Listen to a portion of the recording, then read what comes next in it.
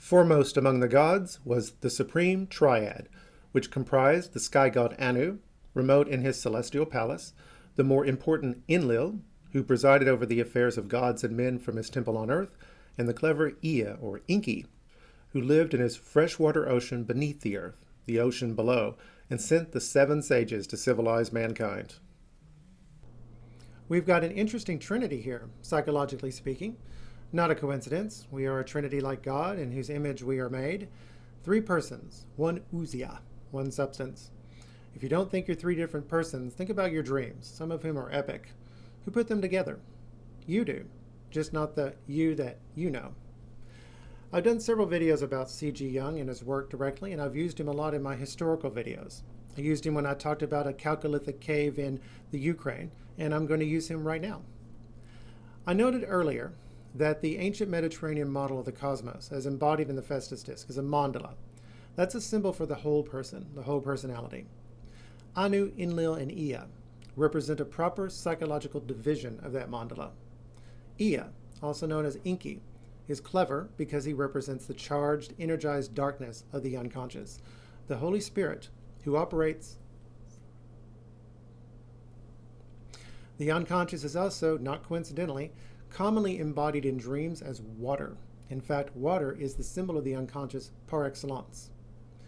Notice the sky god Anu is remote, just as Jesus' Father in heaven is remote, and can thus only be reached through the sun. Psychologically, Anu represents our roots in heaven. We are like trees. We actually have two sets of roots, one embedded in the earth, of course, and the other reaching up to heaven. Just like the branches and leaves of a tree are rooted in the air, from which they draw the carbon, with which they build their bodies. They do not make it from the dirt. No. It is our roots stretching into heaven that allow us to see the eternal abstract forms of Plato. Thus, you see that it is true that man cannot live on bread alone. And I have a feeling it is that part of us that our dead can see. You can look on YouTube and see hospice nurses talk about the dying.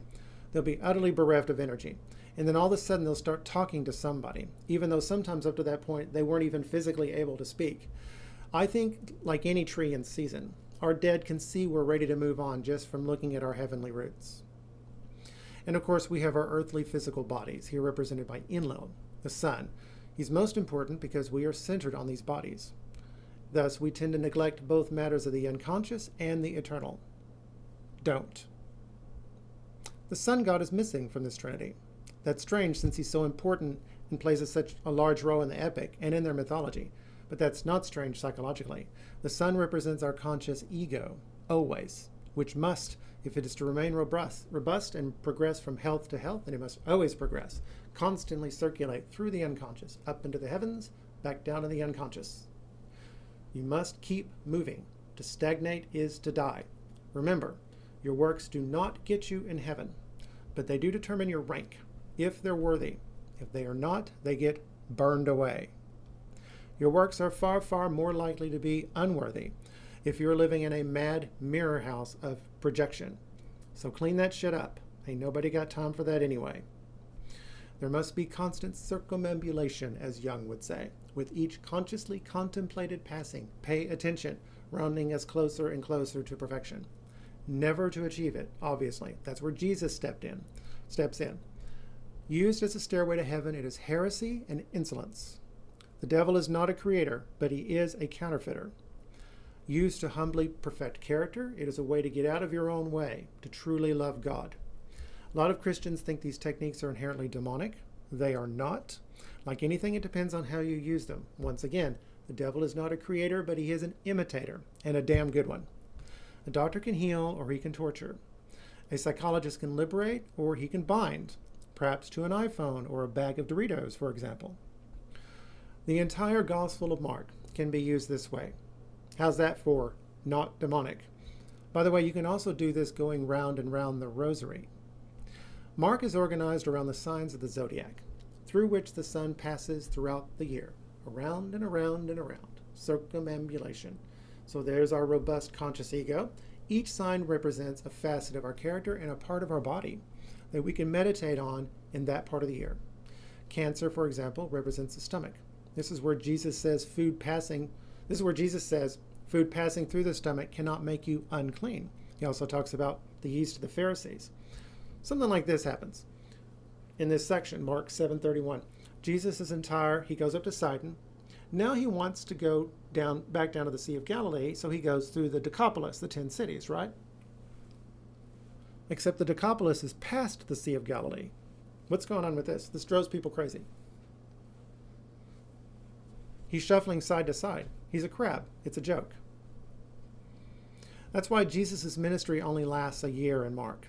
Remember, the purpose of Graeco-Roman biographies like Mark is to capture the spirit of a subject and his mission. Shuffling something around like the length of Jesus' public ministry is perfectly acceptable. Taken together with Luke and Matthew, we can still figure out how long his ministry lasted, about 3.5 years. Each of our 4 Gospels is a splendid gem of a biography of its own right. Taken together, Matthew, Mark, Luke, John. They give you a full spectrum. We took the greatest intellectual achievement of Greco-Roman civilization and launched it up to the next level. In case you didn't notice, I just flipped modern New Testament scholarship on its head. Those people treat all these differences among the Gospels as sure proof that we were up to no good. On the other hand, we invited that reaction because we misunderstood their nature ourselves. The Rosary flips this in a very interesting way. Instead of meditating on the things of earth that are lacking and need to be shored up, you're meditating on Christ and the Blessed Virgin who lack nothing. And you can model yourselves on them appropriately. Be patient. This is the work of a lifetime. Dio concedente, as the medieval alchemists would say. God willing. Christianity takes a de facto Aristotelian view of the soul. It includes the body. Thus, a resurrection is critical if we are ever to be a whole again. By the same token, we can only accept salvation when we are alive. When we are dead and outside of our physical bodies, we are severely lacking, almost as if we're drunk. Jehovah's Witnesses don't even think we're conscious. This is precisely why Catholics pray on behalf of the dead in purgatory, who themselves can only suffer its cleansing fires passively, and why Mormons baptize for the dead. By the way, you don't have to accept the reality of purgatory, but it's good to pretend like it's real in your operating day-to-day life. The great Protestant writer C.S. Lewis actually agreed with this. Apply it to everything you do and how you respond to everything you do. You can build a whole school of psychology on Catholic ideas of sin and prayer. This is precisely why C.G. Jung frequently noted that he rarely had Catholic patients. He had a lot of Jews, he had a lot of Protestants, he had a lot of atheists. So throw all that in with the Rosary. The town of Shuruppak, a city well known to you, which stands on the banks of the river Euphrates. The city was old, the gods were once in it, when the great gods decided to send down the deluge. Their father Anu swore on oath, and their counselor, the hero Enlil, their chamberlain, the god Ninurta, and their sheriff, the god Inugi. Prince Ea swore with them also, repeating their words to a fence made of reed. O fence of reed, O wall of brick, hear this, O fence, pay heed, O wall. Ea is the later Akkadian name for Enki, and the way he warns Utanapishti about the coming storm is very fitting with his psychological place as the charged darkness of the unconscious. He cannot warn the human directly, so he has to warn a fence that he's standing next to. Ea also represents the unconscious for the gods. In this case, he's balancing out an unbalanced conscious orientation. And this is something you can look for in your dreams, especially if you're way too high or way too low. Years ago when I was very, very low, my anima, that's the female personification of the unconscious for men, showed up as a Hollywood movie star. C.G. Jung talks about one of his patients who was very successful, so he's a little bit too puffed up. His anima shows up as an old washerwoman. The gods want to destroy mankind, but they have no idea that in the process they will destroy themselves. But the unconscious knows this, so it sets about trying to manage the damage. Ea even offers the gods an alternative to destroying mankind outright. Visit each and every man with inevitable death. Here also is a connection between Gilgamesh's journey to the survivor of the flood and the restoration of cultic life. So the wisdom he brought back from his journey was more than personal knowledge.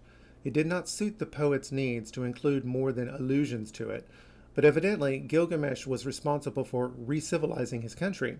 In this he was the tool of the god Ea, like the seven sages, for as Ninsun predicted in Tablet 3, Gilgamesh grew wise with Ea of the ocean below. The epic's opening words make the same connection. He saw the deep, the country's foundation. The deep signifies Ea's cosmic domain, especially as the fount of wisdom. From this source, Gilgamesh learned the profound truths that underpinned human society and government.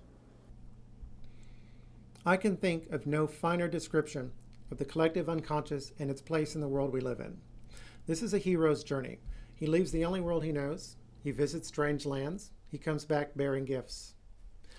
This is precisely why Gilgamesh arrests us 2,000 years after the epic completely disappeared from history.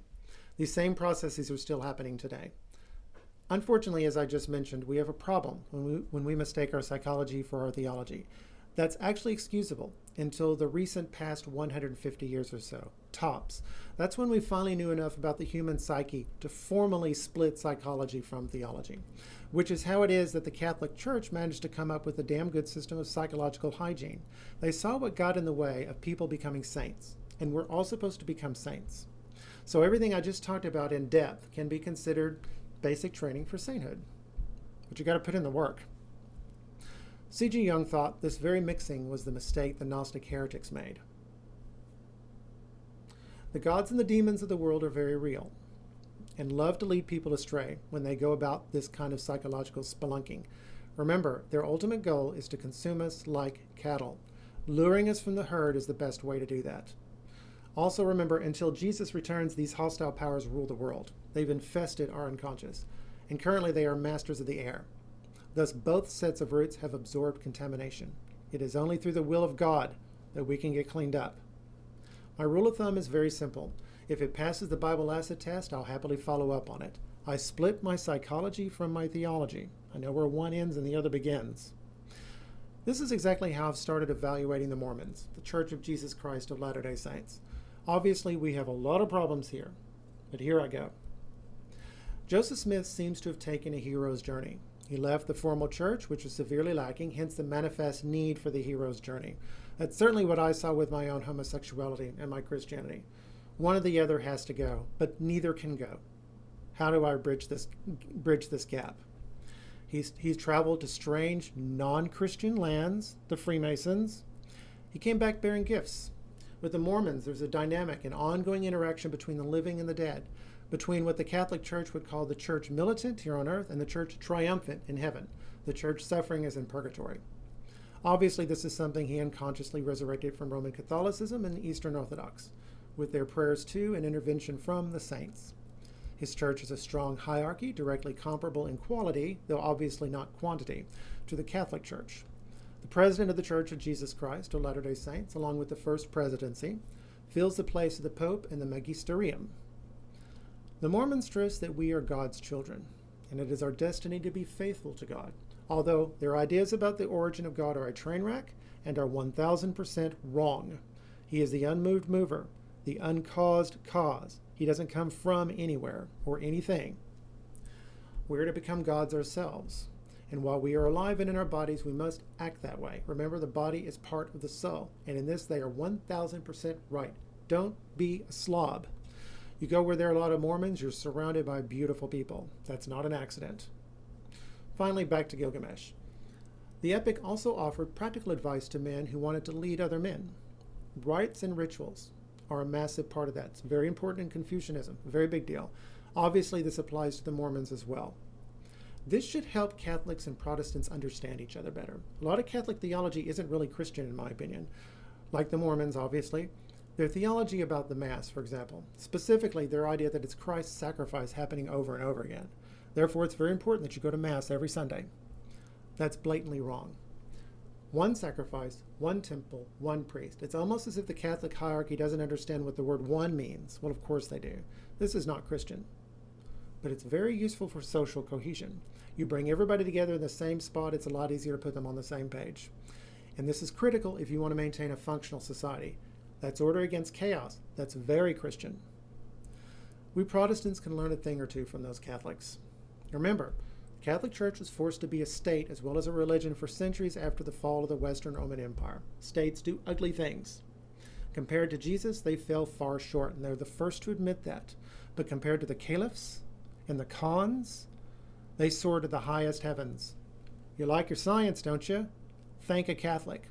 Science did not show up in the Muslim world because the mullahs formally declared that connecting cause and effect was blasphemy. I am not making this up. Understanding that effect follows from cause is what launched modern science. Now, if you're a Christian and you're worried about all these changes the gospel writers are making, or if you hate Christianity and you think you caught us in the act of conveniently rewriting our history, don't. This is the way everybody did histories and biographies in the Graeco-Roman world. And that's exactly what these are, Graeco-Roman biographies. This is a new discovery. They only figured this out back in the 1970s, in the late 1970s. Although we know the Greeks and the Romans were quite capable of writing literal histories, because we know of at least one example of that, we also know data-centered histories can miss the point. Bottom line, the number one goal of a Greek or Roman biographer was to capture the character and the spirit of their subject. On the specific data points, you can bend, but you could not break, and you can't just make stuff up. It's a judgment call. Thus, in Luke, the centurion sends somebody to ask Jesus to heal his boy, while in Matthew, the centurion asks him himself. So, which is true? Luke's story. Well, how do I know? Because Matthew consistently condenses. When you look at parallel stories, his word count is always smaller. Plutarch does the exact same thing. In one of his biographical lives, Pompey sends somebody to the Senate to tell them something, yet in another, Pompey tells the Senate himself. It doesn't matter, the point is made. John's Gospel has Jesus driving the money changers out of the temple at the beginning of his ministry. It has him crucified the day before Passover. Everyone else has the conflict at the end of his ministry and has a crucifixion the day after Passover. And that's how it happened. How do I know? Because John is capturing the character of Jesus' ministry. He is the Passover Lamb of God come to take away the sins of the world. The clash at the temple launches the Passover week, and like the traditional Passover lamb, the Lamb of God is slaughtered the day before Passover. All of this is perfectly acceptable and even expected under the rules of Graeco-Roman biography and history. And really, getting to the heart of a matter is far more important than nailing down specific data points. You can tell many truths with myths, and even outright lies. And you can be 100% true with your data points and still lie like a dog, by conveniently leaving something out, for example, or downplaying something, or upplaying something. By the way, the Gospel writers are much better at transmitting Jesus' actual words than Greco-Roman writers were at transmitting the words and sayings of their subjects. How do we know? We can just compare and contrast the quotes. I think this nicely confirms that Matthew and Luke actually were drawing from the so-called Q source, which was apparently just a collection of Jesus' sayings.